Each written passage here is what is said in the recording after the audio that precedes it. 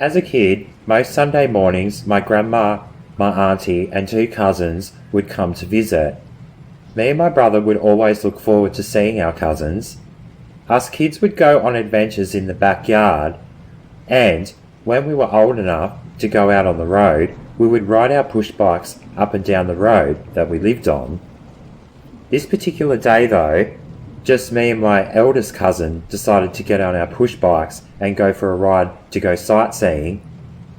For weeks now, my family knew that the house up the road but in the valley was vacant.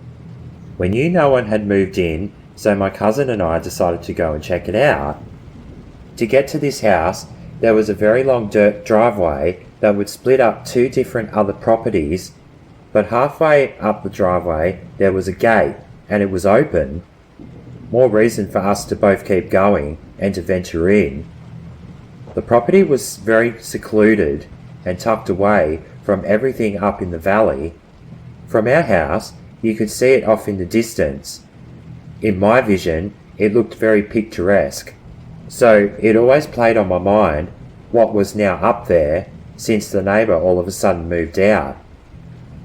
When we got to the house, we noticed the front door was wide open, so we could actually walk inside.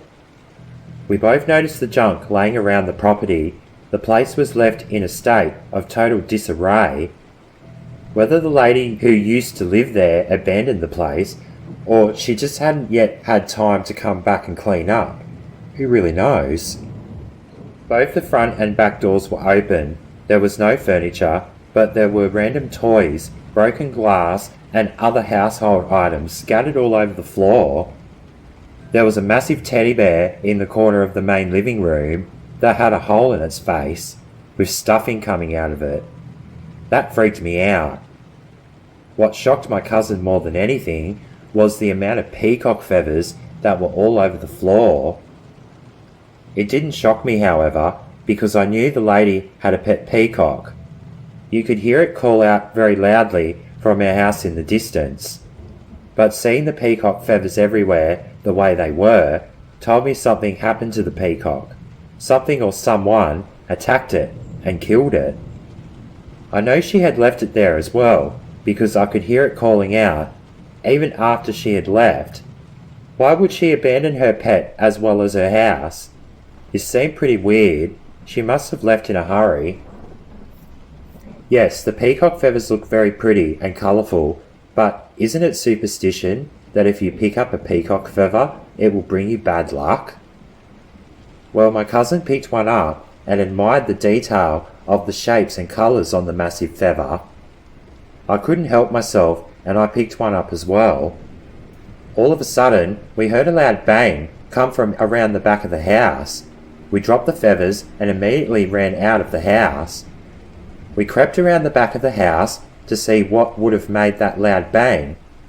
But when we got there, there was nothing or no one there. We both shrugged it off and decided to grab our bikes and leave.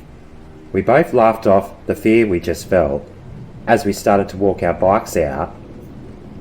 After a minute of walking, I heard a loud noise from behind us. It sounded like a loud grunt or snort. Hey, did you just hear that? Yeah. Look behind you.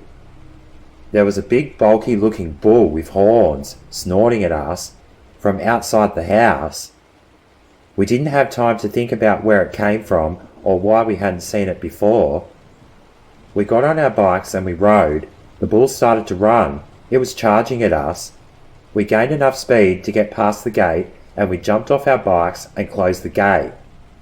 The bull suddenly stopped running and it stood there snorting and grunting some more. We knew we were safe now. As we got back on our bikes and turned to leave, the bull retreated back to the house. We went back to my house and told everyone what had just happened. Did the peacock feathers really bring on that bad luck?